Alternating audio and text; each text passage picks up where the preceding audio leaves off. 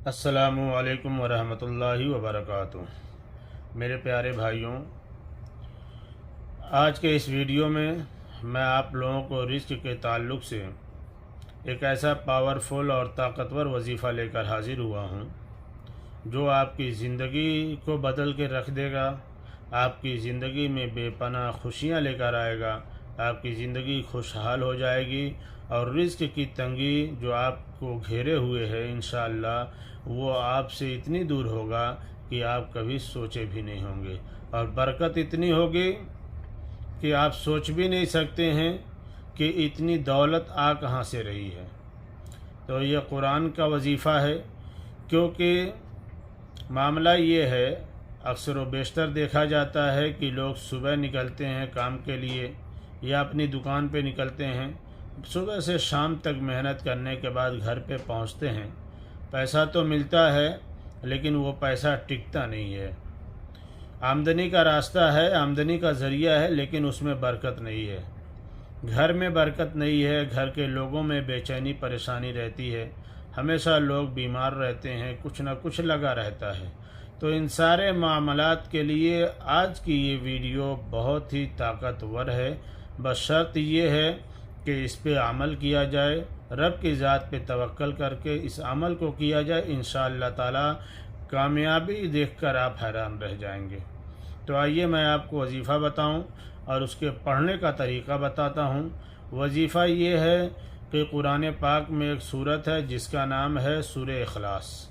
سورہ اخلاص کی ایک آیت کریمہ ہے، بسم اللہ الرحمن الرحیم، اللہ الصمد۔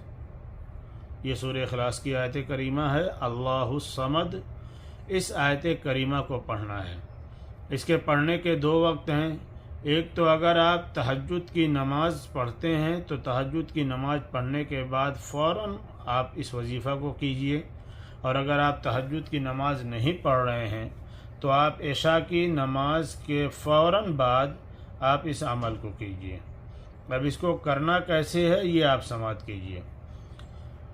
تہجد یا عشاء کی نماز کے بعد جب آپ اس عمل کو کرنا شروع کریں تو اس عمل کو شروع کرنے سے پہلے آپ کو 11 بار درود ابراہیمی پڑھنا ہے، اور اس کے بعد 1001 مرتبہ اس آیت کریمہ کو پڑھنا ہے، اللہ الصمد۔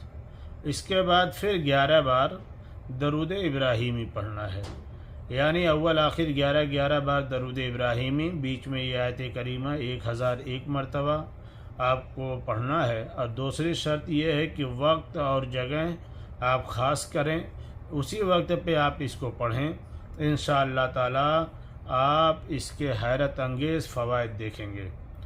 آپ اس کو اپنی زندگی کا معمول بنا لیں، اس عمل کو، یہ قرآنی عمل ہے، اپنی زندگی کا معمول بنا لیں، آپ اس پہ عمل کرتے رہیں، انشاءاللہ تعالی فاقہ کشی یا غربت، تنگ دستی، رزق میں بے برکتی، انشاءاللہ یہ ساری چیزیں کبھی آپ کے قریب نہیں آئیں گی۔